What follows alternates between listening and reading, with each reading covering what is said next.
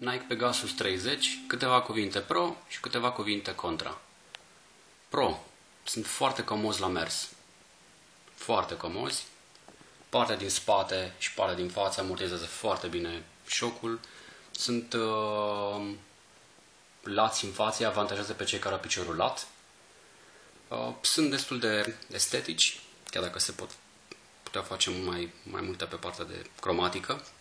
Dar probabil că vor să atragă atenția asupra Nike ID, unde îți faci ce design vrei tu, ce culori îți alegi, ce culori vrei tu.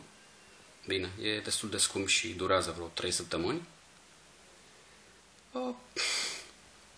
Îi recomand pentru mers, pentru cei care au probleme, accidentări după turele de alergare sau cei care merg mult sau găsiți voi motive mai încolo. Contra. Pentru alergat mi se par grei, îi vei simți în picioare. Sunt alți setidași de alergat care sunt mult mai comozi, mult mai subțiri, mult mai... Bine, trebuie să-i testezi. Costul mi se par destul de scumpi, dar na, ăsta e Nike. Finisajele exterioare, partea din față și partea laterală, se par niște lucruri așa foarte firave, lipite, superficiale, nu știu cât vor ține.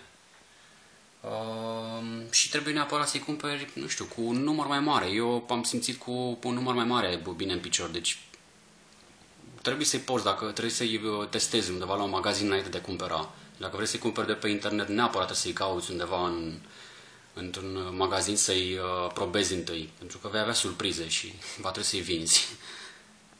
Cam asta e. Deci, recomandarea mea e pentru mers, nu pentru alergat. Pentru alergat, nu știu, Free 5 sau habar n-am, ce vreți voi.